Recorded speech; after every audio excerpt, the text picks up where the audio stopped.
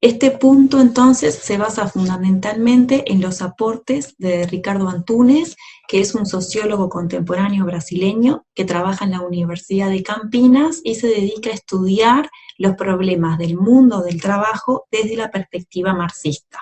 ¿Por qué introducimos a este autor? Porque nos parece que él hace aportes sustantivos para entender la cuestión social contemporánea. Y cuando decimos la cuestión social contemporánea, estamos pensando en la época que empieza en la década de 1970 y abarca esas últimas décadas del siglo XX y en lo que va del siglo XXI. Es un autor que vamos a estudiar para entender nuestra época, la cuestión social en la época actual. Antunes, ustedes van a ver que es un autor que no utiliza la expresión cuestión social, van a ver en los textos que no la incorpora como parte de sus análisis. ¿Por qué entonces lo traemos? Porque si ustedes recuerdan lo que venimos trabajando a lo largo del curso, vamos a ver que desde la perspectiva en la que se escribe Antunes, en la perspectiva marxista, la cuestión social, que es lo que venimos trabajando del módulo 1, es la expresión que utilizamos para referirnos al conjunto de problemas sociales, económicos, políticos, que se desarrollan a partir de la instauración del capitalismo. En el módulo 2 nosotros profundizamos en la perspectiva marxista y estudiamos por qué es que desde esta perspectiva se afirma que la causa de la desigualdad social, que la raíz de la cuestión social se encuentra en la economía, en el trabajo y en su relación conflictiva con el capital. Entonces, así entendida la cuestión social, podemos identificar por qué incorporamos un autor como Antunes, que centra su análisis en los cambios que el capitalismo ha tenido desde 1970 y hace este análisis pensando la realidad desde el punto de vista de las transformaciones que esos cambios en el capitalismo tienen para la clase que vive del trabajo, para la clase que depende de la venta de la fuerza de su trabajo para sobrevivir. Antunes es un autor que va a dar cuenta de un conjunto de problemáticas que tenemos en la actualidad, analizando esos cambios que en el trabajo se han experimentado a partir de los cambios en el capitalismo. Por eso es que a pesar de que no trabaja con la categoría cuestión social, nos parece que es muy importante su aporte para comprender las problemáticas que nosotros sí englobamos con esta categoría cuestión social. Para analizar las transformaciones en el mundo del trabajo, Antunes lo que plantea es que desde 1970 se van desarrollando una serie de cambios en los procesos productivos, en las formas concretas de producir, de gestionar y organizar la producción, lo que va a incluir que se desarrollen también nuevas formas de usar y de gestionar la propia fuerza de trabajo. Ese conjunto de cambios es lo que para Antunes va a dar lugar a que la fase actual del capitalismo él la caracterice como la era de la acumulación flexible.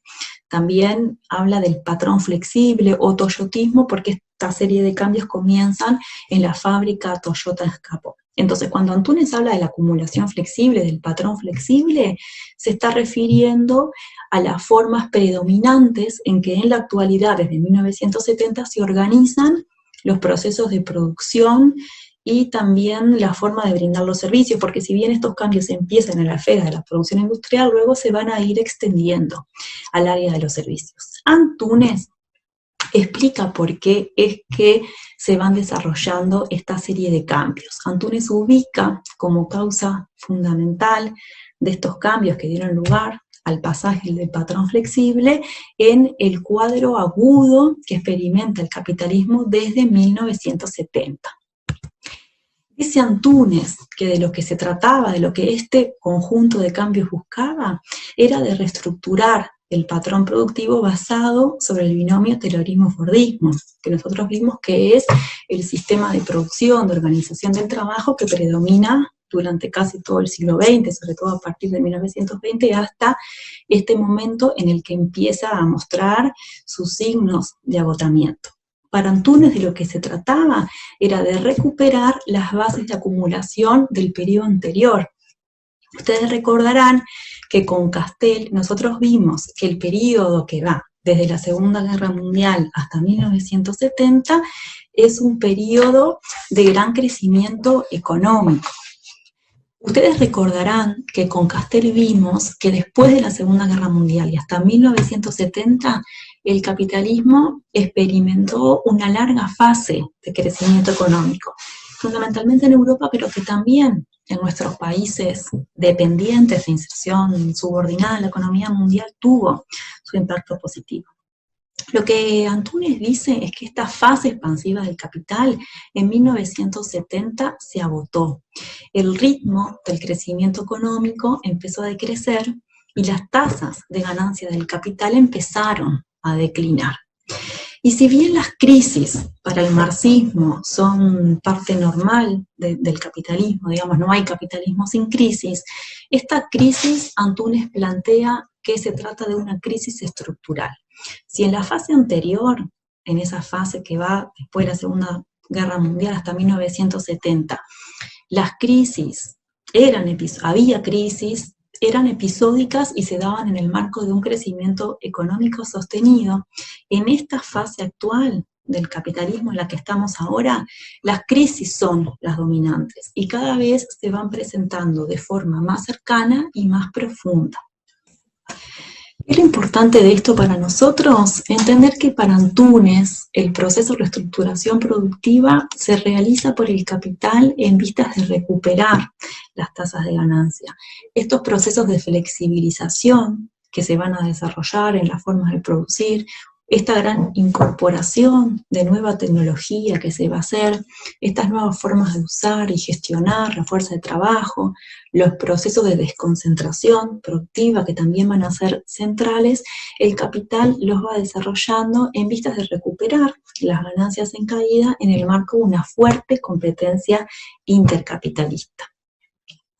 Antúnez hace la aclaración de que se trata de una mutación en el patrón productivo, en las formas concretas de producir, pero es importante tener en cuenta que él aclara que el modo de producción sigue siendo el mismo, son cambios en los procesos concretos, pero seguimos viviendo en un sistema, en el sistema capitalista que tiene como objetivo incrementar la ganancia y para eso subordina la satisfacción de las necesidades sociales.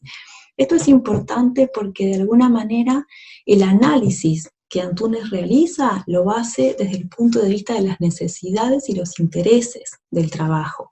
Él lo que va a hacer es pensar los impactos que estos cambios en el trabajo tienen en las formas de vida, en las condiciones de vida y de trabajo de la clase trabajadora. Y uno de los aportes centrales que hace es ayudar a comprender cómo el desempleo estructural que estamos teniendo y los intensos procesos de precarización del trabajo, de alguna manera él plantea que son secuelas ineliminables de la fase actual del capitalismo. En este capítulo 4 de los sentidos del trabajo que estamos estudiando, Antúnez va a plantear cuáles son las principales características de este patrón flexible y va a compartir su análisis.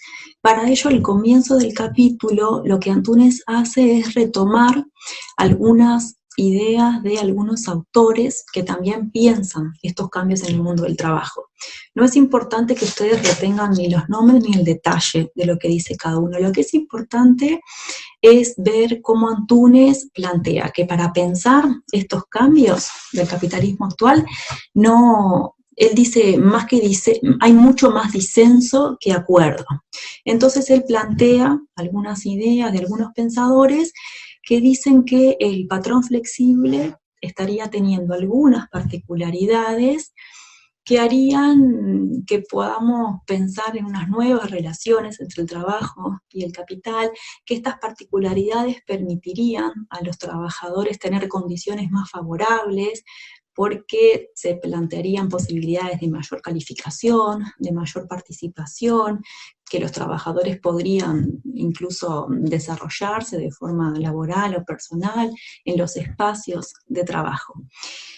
Antúnez plantea que él no comparte esta caracterización positiva de estos autores con relación a las posibilidades que el patrón flexible daría para los trabajadores. Como vimos, él se ubica en una perspectiva crítica y postula que tanto las continuidades que se presentan en este patrón con respecto al Fordismo, como los cambios muy importantes que se van desarrollando, siguen persiguiendo el objetivo de incrementar la ganancia, cosa que desde esta perspectiva de pensamiento marxista sabemos que solamente se logra incrementando la explotación en el trabajo. Entonces, en este sentido, Antunes postula que los cambios en curso son expresión de la reorganización del capital para retomar su nivel de acumulación e incluso también su proyecto global de dominación, y va a analizar también algunos impactos en la subjetividad de los trabajadores que estos cambios generan. Él plantea entonces que este patrón debe ser objeto de reflexión crítica, y en lo que sigue del capítulo nos va a presentar esa crítica. Para analizar el patrón de acumulación flexible, Antunes va a destacar dos procesos a los que le da centralidad. En la guía de lectura, ustedes en esta parte tienen colocadas 3 preguntas que deberían poder responder con el estudio de este capítulo de Antunes, y acá lo que vamos a hacer es presentar de forma general los principales aspectos de esos procesos a los que refiere Antunes. El primero, Antunes dice que es la falacia de la calidad total en la era de la reestructuración productiva. Antunes lo que va a plantear es que esto de la calidad total, muy utilizado en las empresas para las que existen certificaciones específicas que refieren tanto a la calidad del producto como a la calidad del proceso de elaboración de ese producto, es una falacia, es un engaño, es algo que no es real. La calidad con la que se presentan los productos, ese sello de calidad con el que se muestran, es una trampa. No es algo que efectivamente exista. Y no puede existir porque iría en contra de la lógica del capital, que necesita una continua venta de las mercancías en el mercado. En esta etapa, incluso más, lo que la clase capitalista necesita es aumentar la velocidad del circuito productivo, y para eso lo que se necesita es reducir el tiempo de vida útil de los productos, que los productos queden obsoletos, que no sirvan más en poco tiempo. Y eso dice Antunes que es algo que está planificado para cortar el tiempo entre la producción de esa mercancía y el consumo de la misma. Entonces, lo que Antunes plantea es que se recorta, se reduce la vida de los productos para reponerlos de forma ágil en el mercado. Entonces, eso hace que la calidad total en general se reduzca a la apariencia, al envoltorio de los productos. Es como una fachada de lo que se nos presenta. El capitalismo, dice él, se vuelve enemigo de la durabilidad. Esto hace que se planifique incluso que queden obsoletos, lo que se le dice la obsolescencia programada, y que sea necesario que vayamos al mercado a comprar nuevas mercancías para reponer las que quedan en desuso o que se nos rompen. Uno de los ejemplos que Antunes dice que se presenta de forma típica es todo lo que tiene que ver con la industria informática, ¿no? Y ahí, bueno, lo que ustedes pueden ver es cómo los sistemas operativos van cambiando de forma muy rápida, se vuelven obsoletos y quedan desactualizados en un tiempo muy reducido. Y eso hace que nos veamos obligados a sustituirlos y comprar nuevos sistemas, porque los que tenemos ya dejan de ser compatibles. Las empresas, frente a la necesidad de reducir el tiempo entre producción y consumo, dice Antunes, dictado por una intensa competencia entre ellas, incentiva al límite esta tendencia destructiva del valor de uso de las mercancías.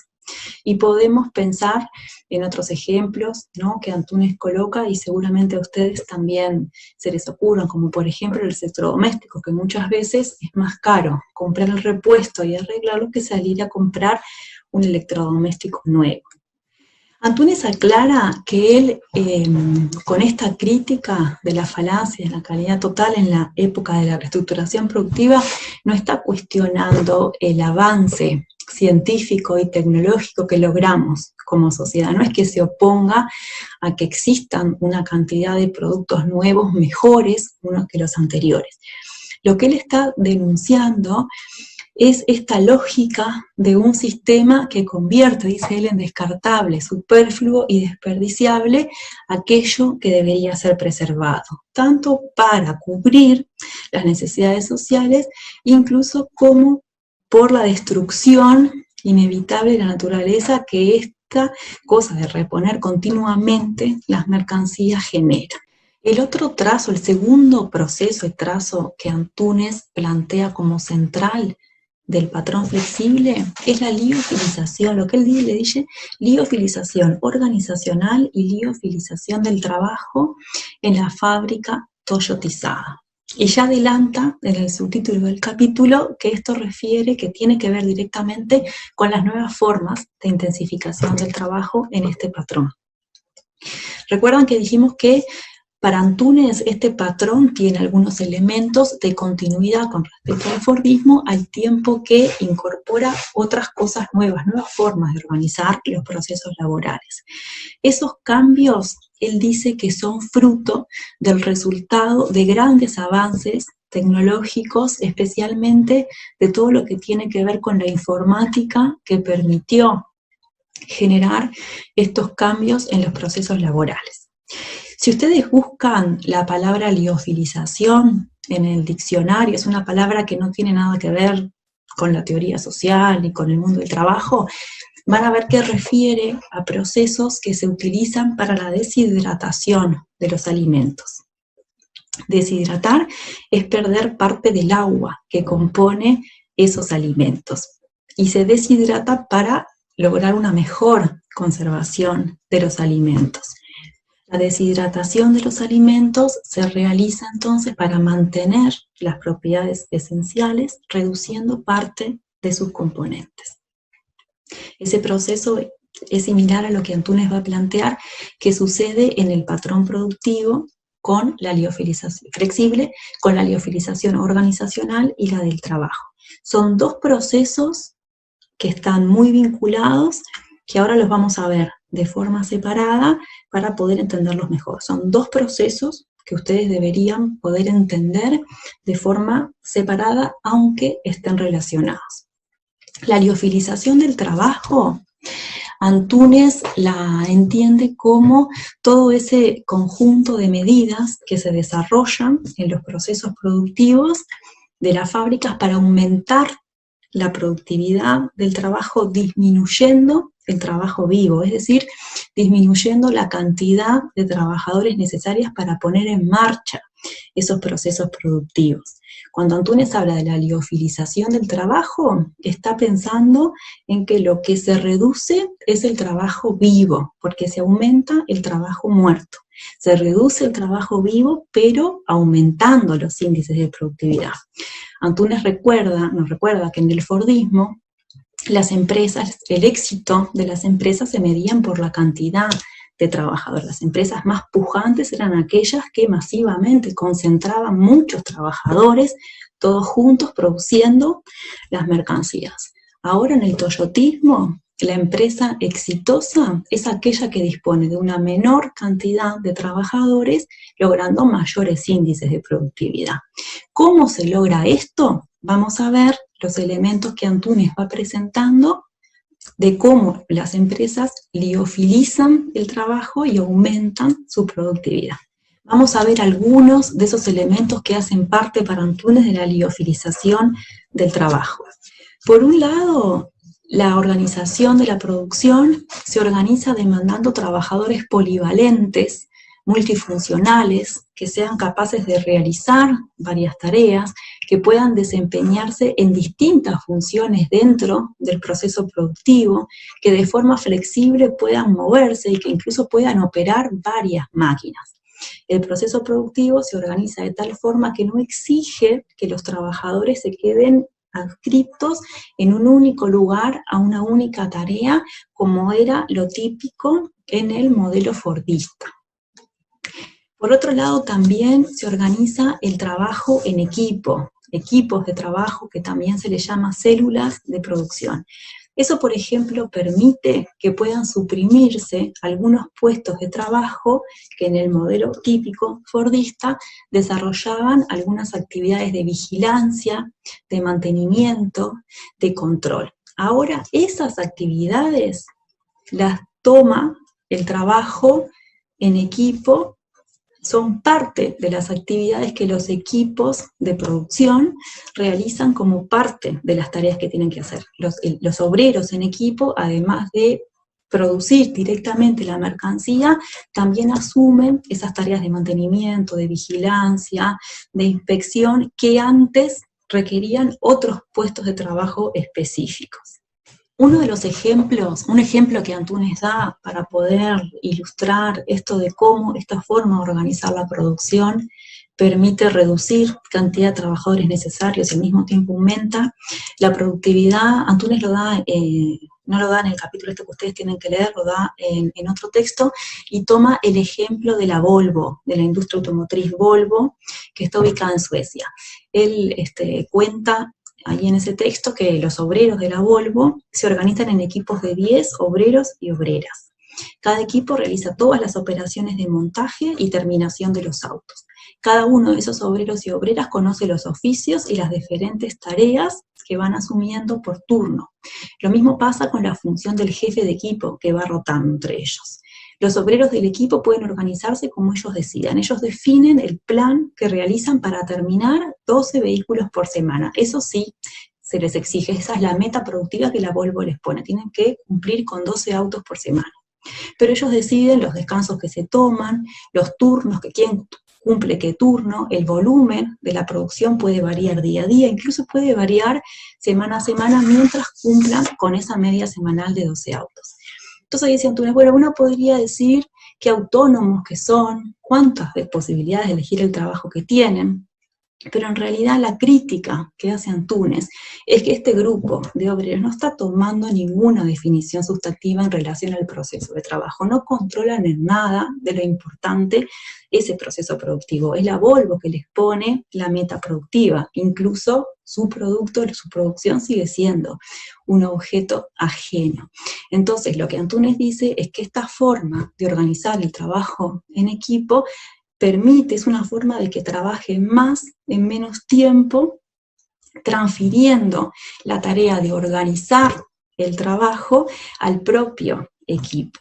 Y de alguna manera, además de que esto hace que incremente la productividad, la Volvo se permite ahorrar algún puesto de trabajo que en el modelo típico fordista debería cumplir la vigilancia de ese producto. Es decir, el trabajo en equipo, el trabajo de esos obreros en equipo asume para sí las tareas de vigilancia y control para los que antes tenía que existir puesto de trabajo específico. Y esta forma de organizar el trabajo termina logrando que los trabajadores produzcan más en menos tiempo.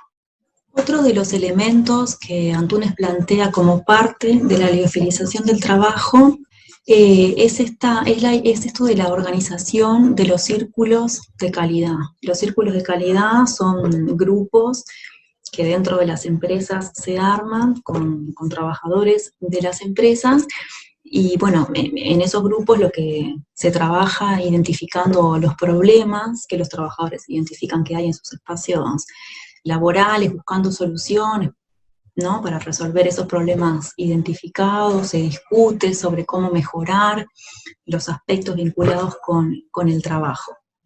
Antunes plantea que esos círculos de la calidad de alguna manera constituyen nuevas formas de participación a las que se convocan a los trabajadores, y para hablar de ellas habla del involucramiento, le llama involucramiento cooptado, una participación manipulatoria de los obreros que en definitiva mantiene el rasgo esencial del trabajo asalariado, que es la explotación Entonces él dice que, bueno, que aparentemente desaparece la separación entre la planificación del trabajo, entre aquel que piensa cómo trabajar y el que hace el trabajo, el que opera las máquinas, el que desarrolla el trabajo manual, y se los convoca a los obreros ahora a pensar, ¿no? A revisar ese trabajo manual, pero que además puedan aportar ideas, puedan pensar, puedan evaluar, y de alguna manera se intenta incorporar ese conocimiento de los trabajadores para ir resolviendo los problemas en el trabajo, que en definitiva en lo que consiste es en producir más en menos tiempo. Entonces a los trabajadores se les pregunta, se les consulta, se les piden ideas y soluciones, aparece como su conocimiento, su saber valorizado, pero lo que Antunes dice es que esos son mecanismos que no se vinculan con que los trabajadores estén mejor o puedan tener mejores vidas, sino que todos esos mecanismos siguen estando para incrementar la productividad y en definitiva están puestos al servicio del capital. Y además dice Antunes que también esto se hace como con un discurso positivo de la vinculación, de la participación de los trabajadores en las empresas. Entonces él dice que, bueno, que disminuyen las jerarquías, disminuyen esas formas de organizar los puestos de trabajo con los mandos medios más despóticos, ¿no? Que uno podríamos pensar en el capataz de tiempos modernos, como ese capataz despótico y autoritario. Eso va disminuyendo y aparece esta idea de que todos los trabajadores son parte de la empresa, se necesita de todos los trabajadores para funcionar, para hacer funcionar las cosas. Antunes habla de que en Toyota, por ejemplo, se habla de la familia Toyota. También aparece este mecanismo de los premios, ¿no? El empleado del mes, que nosotros vemos claramente en McDonald's, por ejemplo. Entonces se utilizan distintas formas en nombres de la participación. Incluso también se convoca a la familia, se organizan fiestas en Navidad y ese tipo de actividades que, en definitiva, lo que Antunes plantea es que son nuevas formas de control, más disuasivas, menos despóticas, más manipulatorias, pero en definitiva siguen siendo para controlar el trabajo por parte del capital. E incluso Antunes también dice que estos mecanismos de control son útiles para canalizar la conflictividad laboral y de alguna manera socavar así también las posibilidades de organización sindical de los trabajadores y de alguna manera neutralizar los procesos de organización de los trabajadores, bueno, que juntos podrían eventualmente tener ciertas posibilidades de enfrentar a esos procesos de intensificación del trabajo. Al flexibilizar los procesos laborales, el toyotismo también necesita flexibilizar las relaciones laborales y el derecho que las regula. Se precisan derechos laborales flexibles para disponer de la cantidad de trabajadores en función de las necesidades que la producción va a tener de acuerdo a la necesidad que hay en el mercado.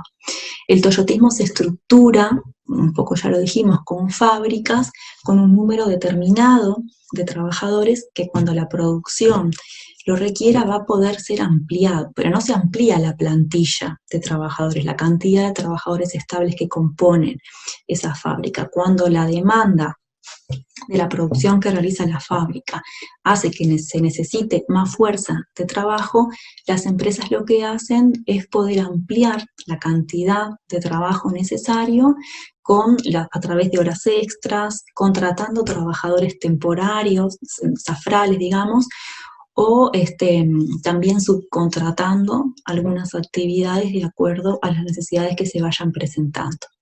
Esa flexibilidad que es parte de la organización de la producción, necesita un derecho laboral que también sea flexible. Todo aquello que se considere que rigidiza esa forma, ¿no?, que necesaria de flexibilidad en la producción, se intenta flexibilizar. Por eso las normas laborales, las relaciones laborales necesarias en este patrón implican la flexibilidad laboral que, pensado desde el punto de vista del trabajador, significan pérdidas de los derechos laborales.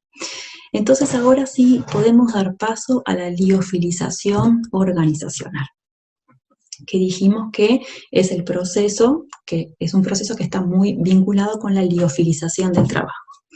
Si cuando hablábamos de la liofilización del trabajo, decíamos que el componente central que se reduce es el trabajo vivo, cuando pensamos en la liofilización organizacional, lo que se reduce, el componente que se reduce es la concentración productiva.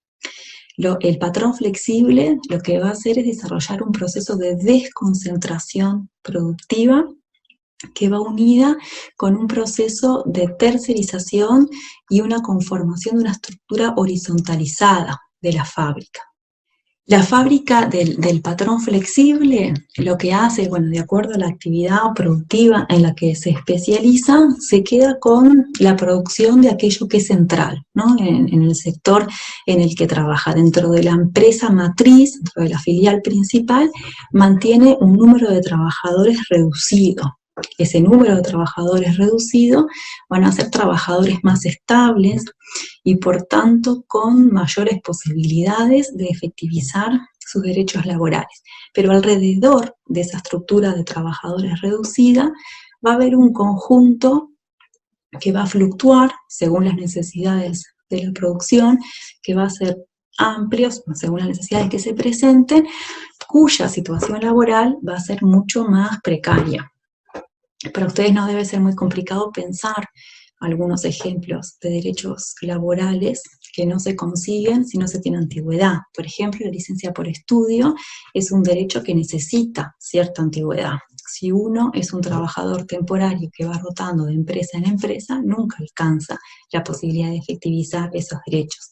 Entonces, la liofilización organizacional, con este proceso de desconcentración productiva, hace que en las principales fábricas la cantidad, y de servicios también pasa lo mismo, la cantidad de trabajadores fijos y estables con mayores posibilidades de derechos laborales va a ser reducida. Y esa cantidad de empleos que van a estar en torno a ese nudo central de la producción o de los servicios, van a ser situaciones laborales bastante más precarias. Cuanto más lejos del centro, de la matriz, más precarizada se vuelve la situación laboral. Ahí tenemos una imagen de un avión que va mostrando distintos lugares donde se han construido las distintas partes de ese avión. Porque este proceso de desconcentración y de tercerización de algunas actividades que la fábrica ya no desarrolla con sus propios trabajadores, por ejemplo, las tareas de limpieza o de mantenimiento, o incluso pensando en el área de servicios, todo lo que es distribución y logística, muchas veces la empresa no lo hace en su propia unidad productiva, con los trabajadores estables, sino que contrata a otras empresas, a terceros, para que le brinde ese servicio. Ese proceso que se da en la producción industrial y que también se dan los servicios de desconcentración va acompañado de un proceso de desterritorialización, porque ese proceso se va expandiendo en distintos lugares en los que las empresas se van colocando de acuerdo a las ventajas que identifiquen que tienen en cada país. Entonces, la liofilización organizacional refiere a este proceso de desconcentración productiva, que la empresa se va conformando una estructura horizontal, mantiene una parte reducida de trabajadores y va tercerizando sus otras actividades, y este proceso también va acompañado por la desterritorialización. Este es el contenido central